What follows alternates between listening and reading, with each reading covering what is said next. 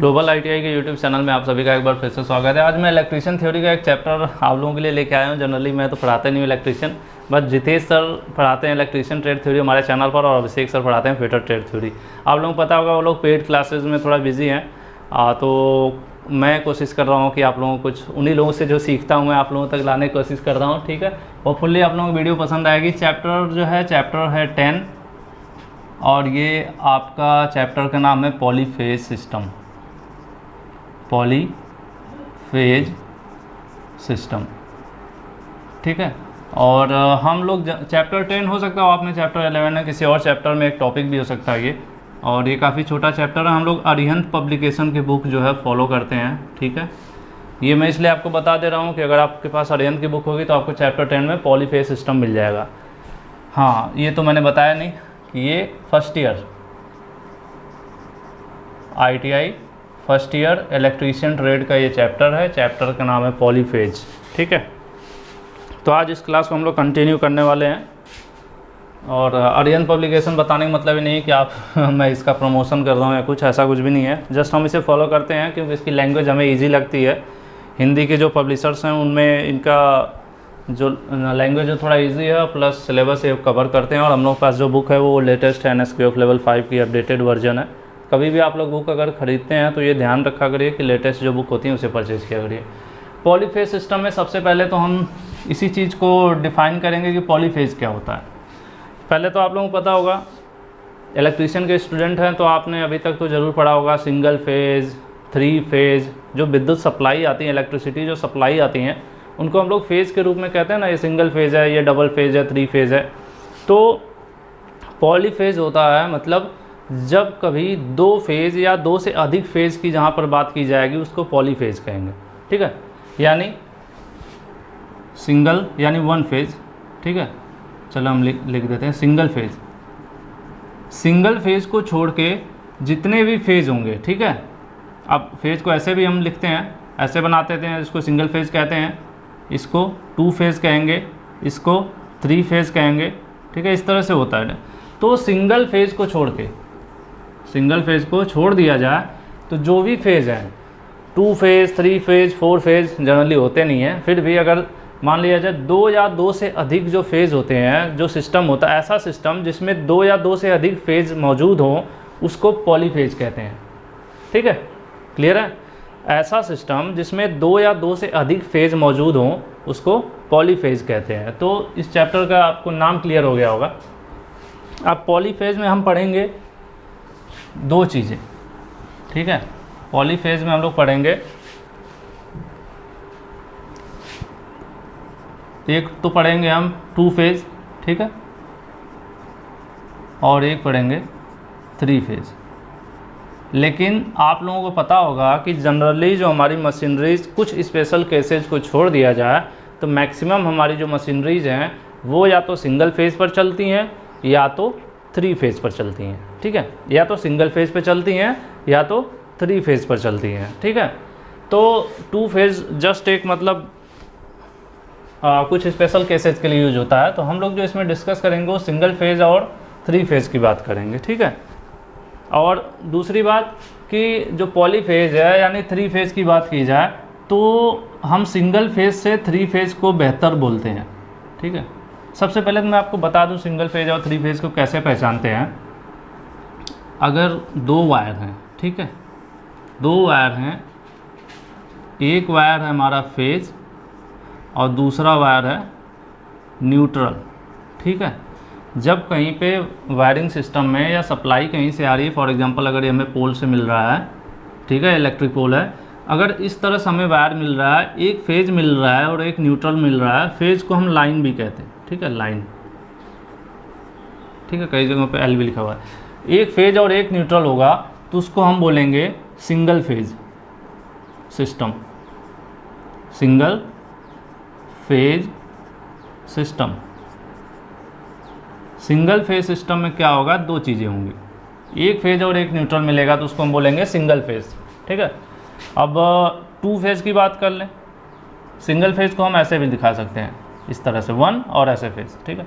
अगर 2 फेज़ की बात की जाए तो 2 फेज़ में क्या होगा, 2 आपकी फेज हो जाएंगी फेज 1, फेज 2 और न्यूट्रल। ठीक है, यहाँ पर जो ये सिस्टम होगा ये आपका 2 फेज हो जाएगा। ठीक है, तो मैं यहाँ पे 2 फेज को हटा रहा हूँ। जनरली 2 फेज बहुत रेयर ही यूज होता है कुछ स्पेशल केस में।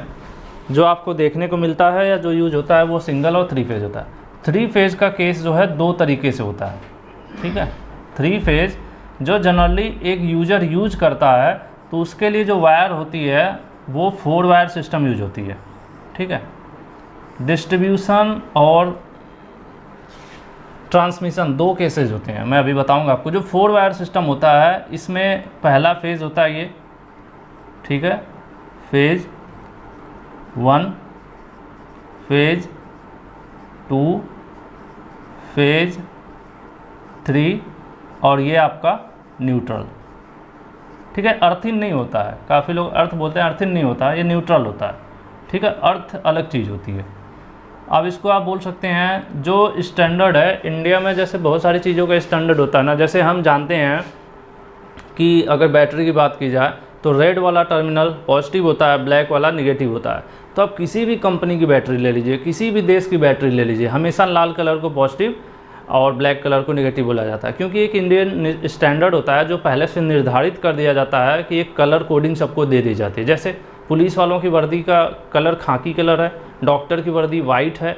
ठीक है, इस तरह से है ना, तो कलर कोडिंग होती है हर चीज़ की। तो उसी तरह से जो फेज़ में वायर्स यूज होते हैं इनको RYB, ठीक है, RYB, ये फेज सिस्टम आपको बार बार सुनने को मिला होगा। R को हम कहते हैं रेड, ठीक है, येलो, और ये होता है आपका ब्लैक, और इसको भी आप ये आपका ब्लू होता है। ठीक है, ये होता है ब्लू, और लास्ट वाला भी आपका बी होता है। ये अलग चीज़ है। ठीक है, ये भी आपका होता है ब्लैक, ये ब्लैक होता है आपका। ठीक है, ब्लैक क्या होता है, न्यूट्रल के लिए यूज किया जाता है। और तीनों फेज के लिए 3 कलर कोडिंग होती है, RYB। आप इलेक्ट्रिशियन में जहाँ भी पढ़ेंगे, सेकेंड ईयर में जाएंगे तो बार बार आपको RYB में देखने को मिलेगा। ठीक है, तो ये 3 फेज सिस्टम है जो हम लोग यूज करते हैं। जैसे हमारे यहाँ अगर मोटर जनरेटर नहीं, मोटर को अगर ऑपरेट कर रहे हैं 3 फेज से तो हमें न्यूट्रल ज़रूर चाहिए।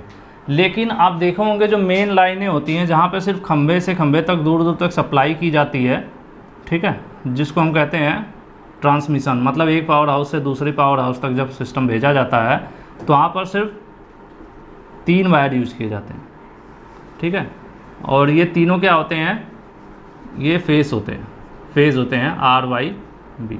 इनमें न्यूट्रल यूज नहीं किया जाता है। जब मैंने मान लिया एक पावर हाउस से दूसरे पावर हाउस तक ऐसे ट्रांसफ़र कर रहे हैं दूर दूर तक, और जब हमें यूज़र को देना होता है तब ट्रांसफार्मर लगा देते हैं, और इस ट्रांसफार्मर में तीनों से कनेक्शन करने के बाद चौथा इस ट्रांसफार्मर से न्यूट्रल पैदा होता है। ठीक है, तब इस खंभे पर आपको देखिए 4 वायर मिलता है। ठीक है, इस तरह से। तो RYB ही मेन फेज़ होता है।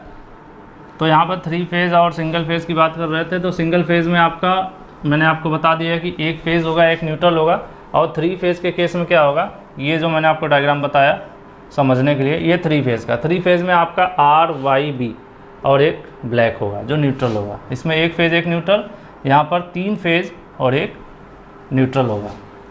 ठीक है, अब हम बात करेंगे, अब इसको मैं यहाँ से मिटाता हूँ, मैं बताऊँगा कि 3 फेज़ जो है यानी पॉलीफेज़, 3 फेज़ क्या कहलाएगा, पॉलीफेज़ कहलाएगा। मतलब एक फेज़ से ज़्यादा जो भी फेज़ होंगे वो सब क्या कहलाएंगे, पॉलीफेज़ कहलाएंगे। ठीक है, तो हम पॉलीफेज़ क्यों यूज़ करते हैं, 3 फेज़ क्यों यूज़ करते हैं, इस चीज़ को मैं आगे कंटिन्यू करने से पहले मैं बता दूं, वीडियो के डिस्क्रिप्शन में मैं आपको लिंक दे दूंगा। आप 300 रुपये जो है फ़ीस जमा करके हमारी कंप्लीट क्लासेस देख सकते हैं, इलेक्ट्रीशियन थ्योरी, फिटर थ्योरी दोनों की। ठीक है, इलेक्ट्रीशियन थ्योरी और फिटर थ्योरी सबकी क्लासेज अवेलेबल हैं। आप फर्स्ट ईयर के हैं तब भी ज्वाइन कर सकते हैं, सेकेंड ईयर के हैं तब भी। आपको मात्र 300 रुपये फ़ीस देना है और कंप्लीट थ्योरी आपको पढ़ाई जाएगी। और मैंने आपको बता दिया जितेश सर इलेक्ट्रिशियन पढ़ाएंगे और फिटर अभिषेक सर। तो आप ये चीज़ वीडियो के डिस्क्रिप्शन में इसका लिंक मिल जाएगा, ज़्यादा जानकारी के लिए आप वीडियो देख लीजिएगा। उसमें सब कुछ बताया गया है कि फ़ीस पेमेंट कैसे करना है, क्लासेस कैसे ज्वाइन करनी है। बाकी हमसे जो पॉसिबल है फ्री में वो आप तक देने की कोशिश हमेशा करते रहें और करते रहेंगे। तो अब आते हैं कि 3 फेज़ जो है वो बेहतर क्यों है, 3 फेज़ बेहतर क्यों है। क्योंकि हम पॉलीफेज की बात करेंगे, मतलब एक से ज़्यादा जो भी हैं 2, 3, 4 सब फेज़ पॉलीफेज कहलाएंगे। तो हम कह सकते हैं कि पॉलीफेज बेहतर क्यों है, किससे, सिंगल फेज से, 1 फेज से 3 फेज बेहतर क्यों है। तो इसमें बेनिफिट ये है कि जो 3 फेज़ है, ठीक है, 3 फेज़ जो है इसके ट्रांसमिशन के लिए, जैसे मान लीजिए हमें कहीं दूर तक लाइन भेजनी है, ठीक है, दूर तक लाइन भेजनी है, तो इसके ट्रांसमिशन के लिए पतले वायर यूज़ किए जाते हैं, ठीक है, पतले वायर यूज़ किए जाते हैं, जिससे फ़ायदा क्या होता है, खर्च कम होता है, खर्च कम होता है। अगर सिंगल फेज़ की लाइन है उसे हमें दूर तक भेजना है तो मोटा केबल यूज़ करना पड़ेगा, तो उसमें खर्च ज़्यादा आएगा। और अगर 3 फेज़ है तो पतले केबल से काम चल जाएगा, तो वहाँ पे खर्च कम आएगा। तो एक बेनिफिट तो ये है, ठीक है। उसके बाद दूसरा कि 3 फेज़ की जो मशीनें होती हैं, जो मोटर वगैरह होती हैं, वो सेल्फ स्टार्ट होती हैं, ठीक है, सेल्फ स्टार्ट होती हैं। कौन सी, 3 फेज़ से चलने वाली मोटर्स। जबकि सिंगल फेज़ की मोटर सेल्फ स्टार्ट नहीं होती हैं, इनको स्टार्टिंग के लिए कई सारे मेथड वगैरह यूज करने पड़ते हैं, ठीक है। तो एक ये भी बेनिफिट है कि अगर हम, ऐसा क्यों होता है, क्योंकि जो 3 फेज़ वगैरह में जो टॉर्क जनरेट होता है वो इससे बेहतर होता है, और इसकी 3 फेज़ की जो मशीनरीज होती हैं उनकी इफ़िशियंसी, उनकी क्षमता, सब कुछ जो है सिंगल फेज़ की मशीनरी से बेहतर होता है, ठीक है। एक तो ये बेनिफिट हो गया, बड़े लोड वगैरह के लिए हम लोग 3 फेज़ की मोटर्स यूज करते हैं। उसके बाद एक बेनिफिट और है कि एक साथ आप लाइट, फैन, ये सब चीज़ों के साथ साथ पावर लोड भी दे सकते हैं। किस पर, 3 फेज़ पर, लेकिन सिंगल पर नहीं दे सकते। जैसे कि अब ये क्या चीज़ है, फॉर एग्ज़ाम्पल अगर हम एक घर में हैं, ठीक है, हमारे घर में बहुत सारे कमरे हैं, ज़्यादा कमरे, ज़्यादा लोड, इनमें लाइट फ़ैन है, इनमें लाइट फ़ैन है, इस तरह से, और हमारे पास कम से कम 3 कमरों में एसी भी चलाना है, ठीक है। तो ये जो लोड, जैसे जिनमें करंट की ज़्यादा खपत होती है, 500, 1000 इस तरह के लोड होते हैं, तो उनको पावर लोड कहते हैं, क्योंकि उनको चलने के लिए नॉर्मल 5 एम्पियर के सॉकेट से काम नहीं चल पाता है, उनको 15 एम्पियर की सॉकेट वगैरह यूज़ करना पड़ता है, ठीक है, आपने देखा होगा, उसको पावर सॉकेट बोलते हैं। जहाँ पे लोड ज़्यादा होता है उनको पावर लोड बोलते हैं।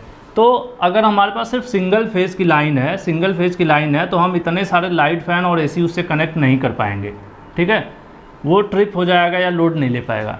जब अगर हमारे पास 3 फेज़ की अगर लाइट होगी तो हम क्या करेंगे, एक फेज़ से लाइट फ़ैन को चला देंगे, एक फेज़ से मान लेते हैं 4 एसी है, तो एक फेज़ से 2 एसी को कनेक्ट कर देंगे, बाकी जो दूसरा 3 फेज़ होते हैं ना, 1, 2, 3, पहले से लाइट फ़ैन दे दिया, दूसरे से 2 एसी कनेक्ट कर दिया, तीसरे से बाकी 2 एसी कनेक्ट कर दिया, तो क्या होगा, आसानी से चलेगा, पूरा लोड हमारा 3 फेज़ सिस्टम ले लेगा, ठीक है।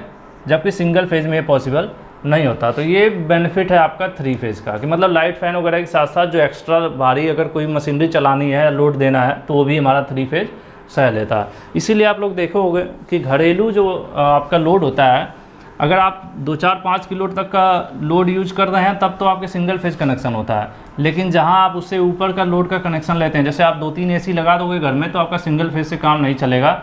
अब बिजली विभाग ऑलरेडी आपके यहाँ 3 फेज़ का मीटर लगा देगा और 3 फेज़ सप्लाई दे देगा, ठीक है। तो ये तो हो गया कि बेनिफिट कि 3 फेज़ सिंगल फेज़ से बेहतर क्यों है। अब हम आगे बढ़ते हैं इसमें और देखते हैं कि इसका नेक्स्ट टॉपिक क्या है। अब टॉपिक मुझे भी कॉपी से देखना पड़ जाता है। अब इसमें है कि कुछ टर्म्स हैं, ठीक है, कुछ टर्म्स हैं आगे जो इसमें यूज होता है। जैसे एक टर्म है वो यूज होता है फेज वोल्टेज, फेज वोल्टेज, ठीक है। ये सब टर्म्स हैं जो इस चैप्टर में, जो आपके 3 फेज सिस्टम में यूज होते हैं। फेज वोल्टेज, फेज वोल्टेज क्या होता है? तो अगर हम मान लेते हैं हमारे पास एक सप्लाई है, यहाँ पर 1 2 3 4 वायर की बात, 4 वायर सिस्टम की बात कर रहे हैं, आर वाई बी, ये तीनों क्या हैं? ये तीनों फेज हैं, ठीक है, फेज 1 फेज 2 फेज 3, और ये आपका क्या है? न्यूट्रल, ठीक है। तो फेज वोल्टेज की बात कर रहा है कि फेज वोल्टेज क्या होता है। तो फेज वोल्टेज जब हम किसी एक फेज, ठीक है, किसी एक फेज और एक न्यूट्रल के बीच जो वोल्टेज अगर हम मेजर करते हैं, अगर हम वोल्टेज ये वोल्ट मीटर मल्टीमीटर किसी भी चीज़ से एक फेज, ठीक है, एक फेज और एक न्यूट्रल के बीच जो वोल्टेज आएगा, ठीक है, एक फेज और एक न्यूट्रल के जो बीच वोल्टेज होगा उसको बोला जाएगा फेज वोल्टेज, ठीक है।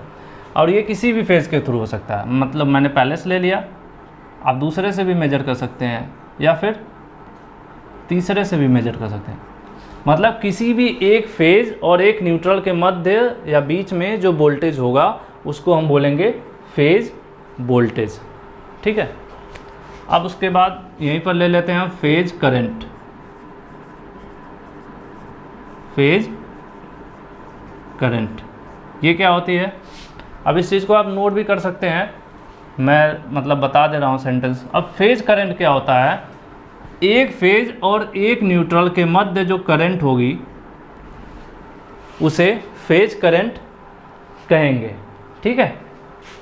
अब वो इस फेज के इस न्यूट्रल के बीच हो सकता है या इस फेज के, मतलब किसी भी इन तीनों में से किसी भी फेज के बीच और एक न्यूट्रल के बीच अगर हम एमीटर लगा के करंट मापते हैं तो एक फेज और एक न्यूट्रल के बीच जो करंट होती है उसको हम कहते हैं फेज करंट। होपफुली आप लोगों को ये क्लियर हो गया होगा, ठीक है। अब नेक्स्ट टॉपिक है line voltage, line voltage.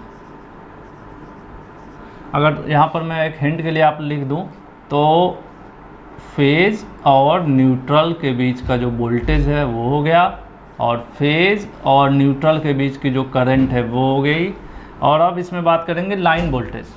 Line voltage में क्या होगा? न्यूट्रल की बात नहीं होगी, न्यूट्रल को हटा दिया जाएगा, ठीक है। लाइन वोल्टेज के केस में न्यूट्रल को हटा दिया जाएगा। किसी भी दो फेज के बीच, किसी भी दो फेज के बीच का जो वोल्टेज होगा उसको लाइन वोल्टेज कहा जाएगा। क्लियर है? किसी भी दो फेज के बीच का जो वोल्टेज है उसको लाइन वोल्टेज कहा जाएगा। अब आप इसके अलावा किसी इसका भी माप सकते हैं, ठीक है। जैसे मैंने इन दोनों के लिया है, आप इनका भी ले सकते हैं, इसका और इसका। इसलिए मैं बार बार कह रहा हूँ किसी भी दो, या फिर P1 P3 का भी ले सकते हैं, ठीक है। तीन फेज है ना, 1 2 3। किसी भी दो फेज के बीच जब आप वोल्टमीटर लगा के वोल्टेज मेजर करते हैं तो उसको लाइन वोल्टेज कहा जाएगा, ठीक है। यानी इसको आप ऐसे शॉर्ट में लिखना चाहें तो phase to phase, phase to phase क्या? Voltage, phase to phase voltage line voltage कहलाएगा, ठीक है। अब आ जाते हैं नेक्स्ट, जब लाइन वोल्टेज है तो लाइन करंट भी होगी, लाइन करंट। ये भी वही चीज़, किसी दो फेज के बीच जो करंट होगी, यानी यहाँ पे आप लगा दीजिए क्या? एमीटर, एमीटर से करंट मापते हैं ना। किसी भी दो फेज के बीच, न्यूट्रल कोई बात नहीं की जाएगी, किसी भी दो फेज के बीच बहने वाली जो धारा होगी वो लाइन करंट कहलाएगी, यानी लाइन धारा या जो कह सकते हैं आप इसको। क्लियर है? फेज वोल्टेज, दो फेज के बीच का voltage, phase current, sorry phase और न्यूट्रल के बीच का, ठीक है, फेज करंट, फेज और न्यूट्रल के बीच की करंट। इस तरह से लाइन का, दो फेज के बीच का लाइन करंट, दो फेज के बीच की करंट, ठीक है। तो ये आपके चार टॉपिक हो गए। अब चलिए देखते हैं आगे नेक्स्ट टॉपिक क्या है। Phase power.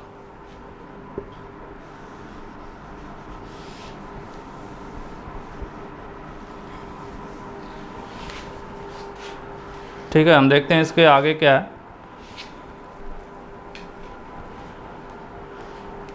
फेज पावर है, फेज पावर, ठीक है। ये शायद 5वां नंबर। फेज पावर में क्या होगा, ये आपका पावर आपको पता होगा P इज इक्वल टू क्या होता है, वी आई कॉस फाई। ठीक है, तो यहाँ पे जो V लिया जाएगा और जो I लिया जाएगा, यहीं पर पूरा गेम है। ये जो V लिया जाएगा ये आपका होगा फेज वोल्टेज,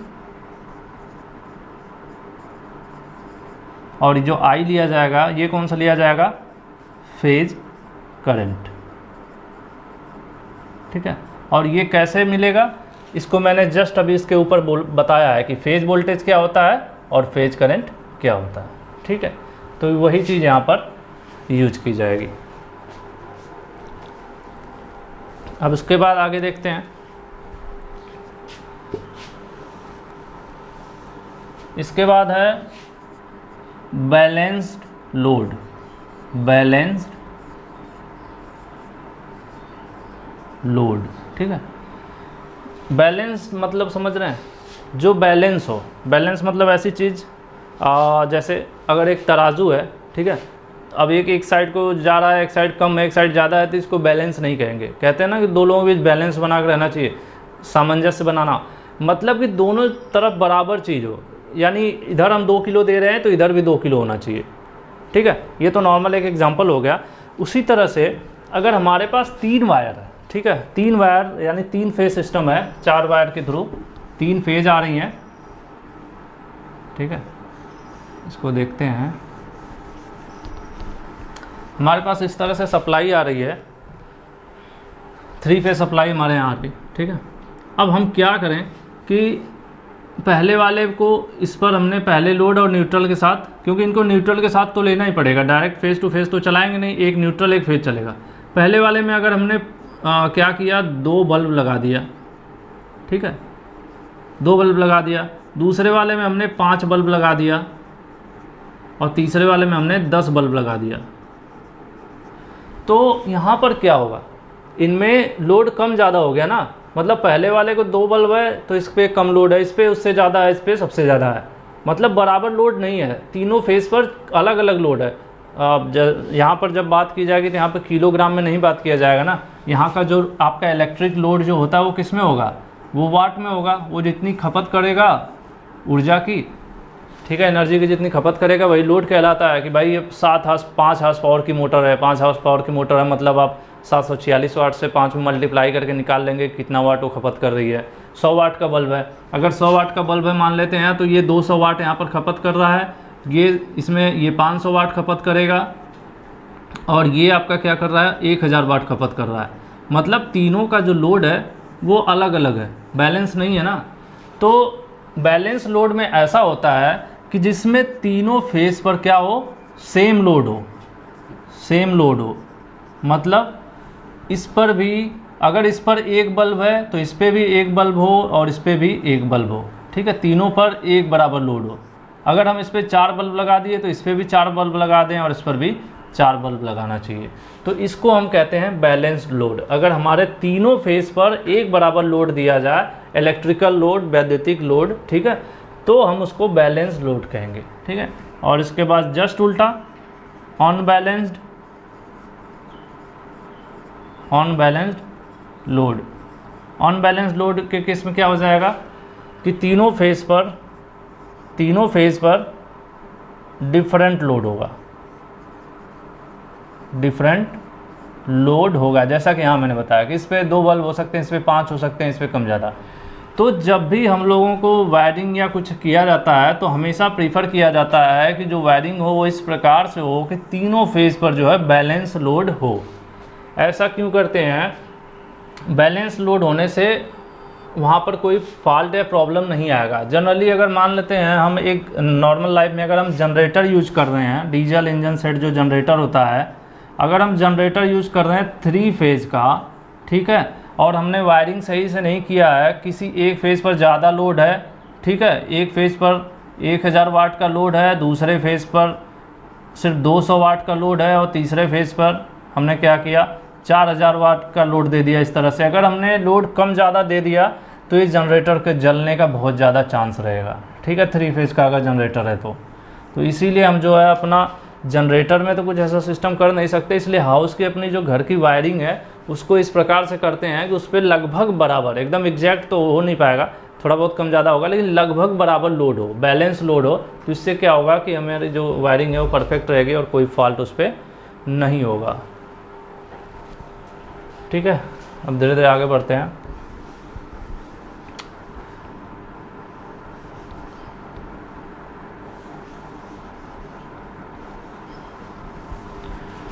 अभी आप लोग ITI स्टूडेंट हैं, बेहतर है ITI आप कर लिए हैं, तब भी बेहतर है कि आप हम लोगों के जो पेड क्लासेस हैं ले लीजिए। उससे बेनिफिट ये होगा कि आपकी पूरी बुक कंप्लीट हो जाएगी, और अगर आप मन लगा के पढ़ते हैं तो आराम से एक एक वीडियो डेली देखेंगे तो 1 महीने में आपका पूरा सिलेबस कंप्लीट हो जाएगा, और वो आपको हमेशा काम आएगा। क्योंकि यहाँ पर कुछ छोड़ा नहीं गया है। जनरली कॉलेज लाइफ में क्या होता है कि कहीं 1-2 चैप्टर पढ़ाया गया, फिर 1-2 छोड़ दिया जाता है, बट हम लोगों ने जो कोर्स प्रिपेयर किया है उसमें ऐसा कुछ नहीं है, कंप्लीट पढ़ाया गया है। अब हम आगे बढ़ेंगे, कनेक्शन ऑफ पॉलीफेज सिस्टम। ठीक है, कनेक्शन ऑफ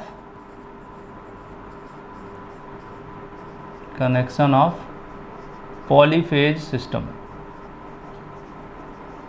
पॉलीफेज सिस्टम मतलब इनका कनेक्शन किस टाइप से किया जाता है। अभी मैं एक ऐसा जो कनेक्शन है जिसका मैं नाम लेने वाला हूँ, ये आपको इलेक्ट्रीशियन वालों को तो कभी छोड़ता नहीं है। फर्स्ट ईयर, सेकेंड ईयर या कम्पिटिटिव एग्ज़ाम देने जाओ, ये हर जगह आपको सुनने को मिल ही जाएगा।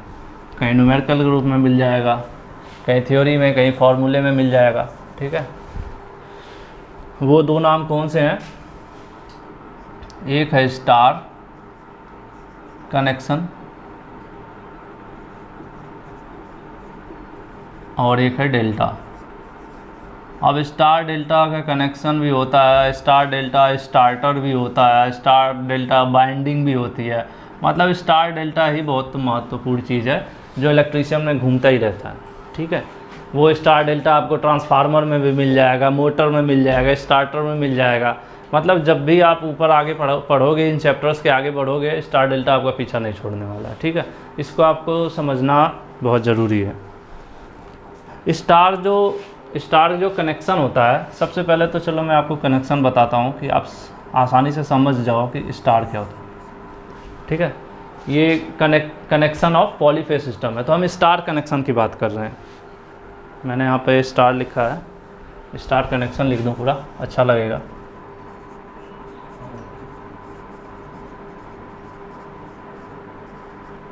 स्टार कनेक्शन इसके नाम की तरह से ही हम, जैसे जो ये कनेक्शन होता है ना, ये देखने में ही स्टार जैसा लगता है। थोड़ा सा इसको साइड में बनाते हैं कि आपको समझाया जा सके। ये आपकी इस तरह से हो गई,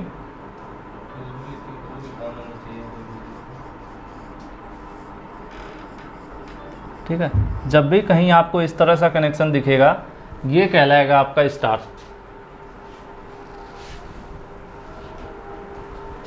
इसमें एक बिंदु पर, ठीक है, सब कुछ जोड़ दिया जाता है।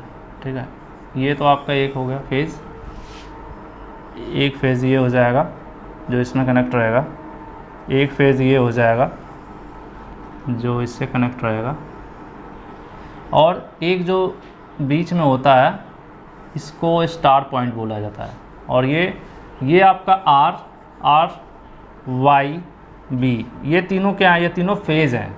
ठीक है, आर वाई बी, ये 3 फेज़, क्योंकि 3 फेज़ की हम बात कर रहे हैं। पॉलीफेज़ में मोस्टली 3 फेज़ यूज़ किया जाता है, तो आर वाई बी। ठीक है, और ये जो बीच में होता है इसको हम स्टार पॉइंट बोलते हैं, और ये यहाँ पर न्यूट्रल का काम करता है। ठीक है, क्या होता है, सभी बाइंडिंग के एक, ये अगर बाइंडिंग है तो तीनों की बाइंडिंग के एक सिरों को ले आकर एक जंक्शन पॉइंट पे मिला दिया जाता है, और उसको हम स्टार पॉइंट, देखिए स्टार की तरह हो रहा है ना।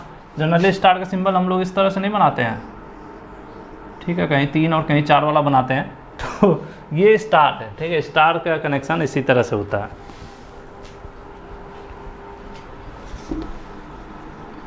इसमें क्या है कि तीनों आर वाई बी एक जगह जोड़ दिए गए हैं, और बीच वाला जो है इसको स्टार पॉइंट बोलते हैं। ठीक है, और इसमें जो स्टार पॉइंट है वो न्यूट्रल की तरह काम करता है। और इसमें हम देखते हैं, इसमें कुछ चीज़ें होती हैं जो आपको पता होनी चाहिए। एक फॉर्मूले के तौर पे कह लीजिए, हमने इससे पहले आपको लाइन करंट, लाइन वोल्टेज वगैरह बता दिया था। तो IL क्या होता है, ये लाइन करंट होती है, ठीक है, L से लाइन, और IP जो होता है वो फेज करंट होती है। तो अगर हम स्टार कनेक्शन में बात करें तो इसमें जो IL यानी लाइन करंट और जो फेज करंट, ये दोनों का जो मान होता है वो बराबर होता है, ठीक है। अब लाइन करंट कैसे निकालेंगे, फेज करंट कैसे निकालेंगे, तो मैंने आपको बताया, ये देखिए ये फेज है, ये आपका एक फेज है ना, ये भी आपका एक फेज है, ये भी आपका एक फेज है। तो लाइन करंट कैसे निकलेगी, ठीक है। लाइन करंट किसी दो फेज के बीच, मतलब किसी भी दो फेज के बीच अगर आप अमीटर से करंट मापते हैं तो वो हमारा लाइन करंट कहलाएगी। और एक फेज और एक न्यूट्रल के बीच अगर आप करंट मापते हैं, मीटर लगा लीजिए, मीटर से ही करंट मापा जाता है ना, जैसे एक फेज हो गया ये और एक न्यूट्रल, इसके बीच जो करंट लेंगे, देखिए इसके बीच क्या निकलेगी, इसके बीच निकलेगी लाइन करंट और इसके बीच निकलेगी फेज करंट, P से फेज, ठीक है। तो स्टार कनेक्शन में जो लाइन करंट होगी और जो फेज करंट होगी, दोनों का मान बराबर होता है, ठीक है, ये चीज़ कह रहा है। तो इस चीज़ को आपको याद रखना पड़ेगा, ठीक है ना। और आप जब उसमें जाएंगे डेल्टा में, तो डेल्टा में उल्टा हो जाता है, अभी मैं बताता हूँ। अभी तो हमने करंट की बात कर लिया, अब हम बात करेंगे वोल्टेज की। वोल्टेज की बात की जाए तो होता है आपका VL, मतलब लाइन वोल्टेज। लाइन वोल्टेज जो है √3 गुना इसका होता है फेज वोल्टेज का, यानी फेज वोल्टेज में √3 से गुणा कर देंगे तो जो मिलेगा वो लाइन वोल्टेज मिलेगा। अब यहाँ से फॉर्मूले वगैरह बनते रहते हैं, कभी आपको VP निकालना होगा तो उल्टा हो जाएगा, यानी फेज वोल्टेज निकालना चाहेंगे तो VL यानी लाइन वोल्टेज में √3 से भाग दे देंगे। तो ये तो ऊपर नीचे हो गया, लेकिन ये जो दो मेन चीज़ें आपको ये याद करना पड़ेगा, ठीक है। पहले स्टार में करंट बराबर है, वोल्टेज में कुछ नई चीज़ है ना, VL √3 VP, ठीक है। अब हम बात करते हैं कि अगर यहाँ पर वो निकाल लेते हैं पावर, ठीक है।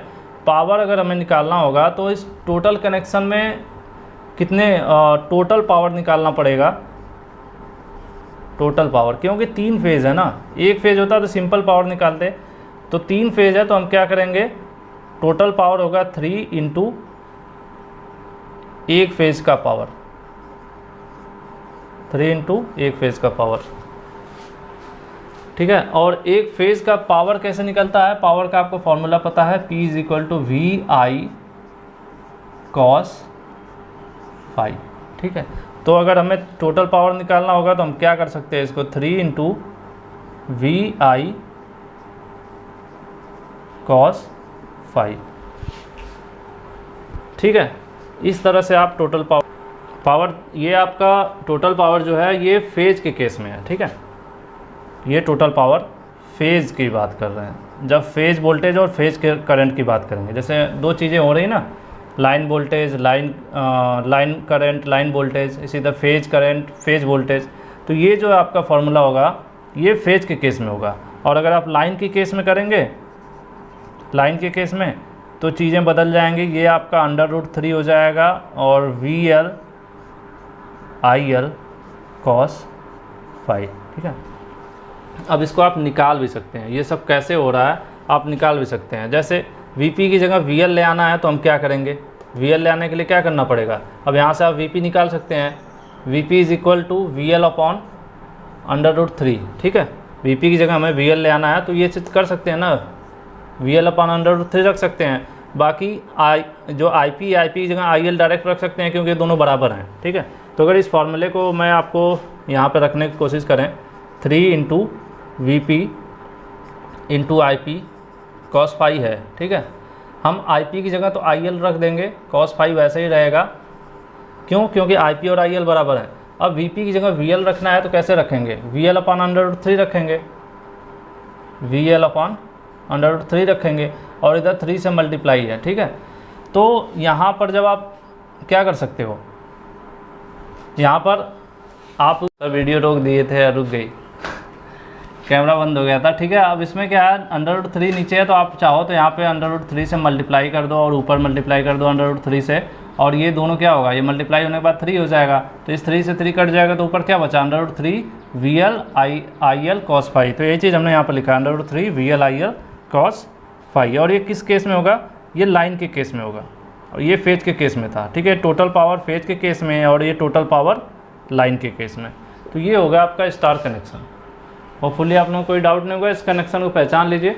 कई बार ऐसा भी होता है, कई जैसे मैंने देखा है 1-2 जगहों पे, अब डायरेक्ट ऐसे स्टार की तरह बनाना ज़रूरी नहीं है, हो सकता है एक बाइंडिंग बना दी गई है, ठीक है, फिर दूसरी बाइंडिंग बना दी गई, फिर तीसरी बाइंडिंग बना दी गई, इस तरह से, ठीक है।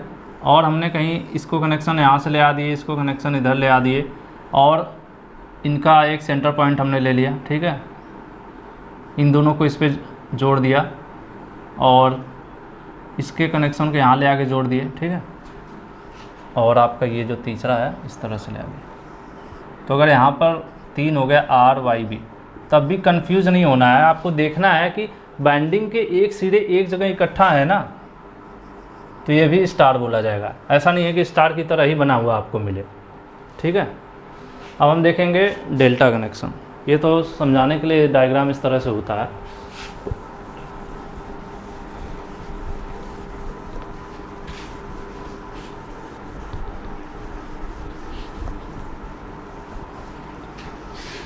डेल्टा जो है त्रिभुज की तरह बनता है, डेल्टा का जो कनेक्शन होता है।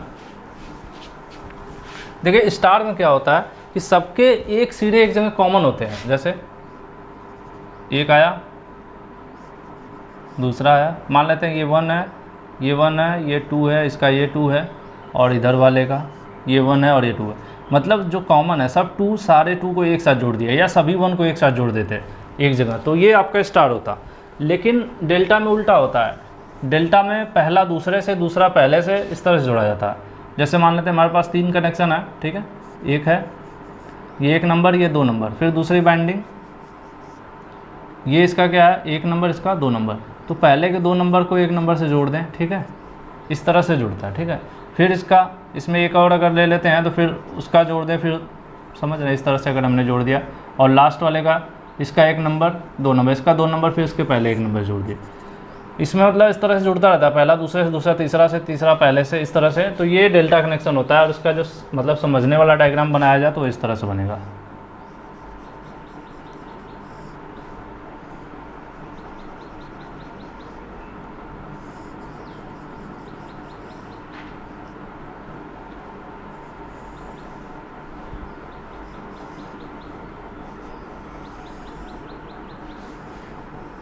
यहाँ पर आप देख रहे हैं, अगर इसका ये 1 मान लिया जाए, इसका ये 2 मान लिया जाए, इसका ये 1 मान लिया जाए, इसका ये 2 मान लिया जाए, फिर ये आपका 1 हो जाएगा, फिर ये 2 हो जाएगा। मतलब इसका पहला इसके दूसरे के साथ, इसका दूसरा इसके पहले के साथ, इसका दूसरा इसके पहले के साथ, इस तरह से जुड़ा होता है। तो ये आपका कौन सा कनेक्शन कहलाएगा, ये आपका डेल्टा हो जाएगा, डेल्टा कनेक्शन, ठीक है। तो स्टार डेल्टा काफ़ी इम्पोर्टेंट है और इनको आपको पता भी होना चाहिए। और इनमें डिफरेंस होता है, जैसे इससे पहले हमने क्या किया था, IL जो स्टार कनेक्शन में करंट बराबर थी, यहाँ पर वोल्टेज की बराबर हो जाएगा। जो लाइन वोल्टेज होगा वो फेज़ वोल्टेज के बराबर हो जाएगा। अब ये लाइन वोल्टेज फेज़ वोल्टेज के बराबर हो जाएगा, ठीक है, ये इसके केस में होता है। और इसमें जब करंट की बात करेंगे तो वहाँ पर जो वोल्टेज में √3 का मल्टीप्लाई था, तो यहाँ पर आपको करंट में हो जाएगा, ठीक है। और यहाँ पर सेम उसी तरीके से यहाँ पर भी आप पावर निकाल सकते हैं VI cos फाई और फॉर्मूले पे। तो उन दोनों में डिफरेंस वही है, वहाँ पर क्या होता है स्टार में IL IP बराबर होता है, ठीक है, जबकि यहाँ पर VL VP बराबर है। और उसमें यहाँ पर क्या था, यहाँ पर VL था और VP था √3, और यहाँ पे IL के साथ हो गया। तो दोनों में डिफरेंस करंट और वोल्टेज का डिफरेंस है, ठीक है। ये 2 लाइनें अगर आपको याद रहेंगी उसकी और इसकी, तो आपका सारा कन्फ्यूज़न दूर हो जाएगा। उसके बाद देखते हैं नेक्स्ट टॉपिक इसमें है आपका कुछ, इसमें ज़्यादा कुछ है नहीं, यही 2 मेन इंपॉर्टेंट आपका स्टार और आपका डेल्टा कनेक्शन था, और उसका जो बेनिफिट था कि कहाँ यूज करते हैं, जो मैंने आपको बता दिया। और इसमें ज़्यादा तो आगे कुछ दिख नहीं रहा है। और पावर जो होता है वो दोनों केस में सेम रहता है, ठीक है। जो आपका पावर है वो दोनों केस में सेम होता है, वो आप स्टार यूज करें और डेल्टा यूज करें, वोल्टेज और करंट का डिफरेंस देखने को मिलता है, लेकिन जो पावर होगी वो सेम होगी, किसमें, स्टार में भी और डेल्टा में भी। चलिए, तो ये चैप्टर काफ़ी छोटा सा था और मुझे उम्मीद है आप लोगों को पसंद आया होगा। और इस टाइप के हमारे जो वीडियोज़ हैं, जितेश सर की वीडियोज़ होती हैं ज़्यादातर, तो मैंने तो ऐसे ही आज ले ली क्लास, और उनकी कंप्लीट क्लासेस देखने के लिए बार बार मैं रिपीट कर रहा हूँ, क्योंकि उन क्लासेस को काफ़ी मेहनत से बनाया गया है। तो वीडियो के डिस्क्रिप्शन में ज़रूर जाके लिंक चेक कीजिए, वहाँ पे सारी डिटेल्स मिल जाएंगी। और वीडियो में अब तक मेरा साथ देने के लिए बहुत बहुत धन्यवाद।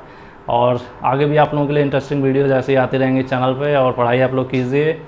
और बस, thank you, all the best.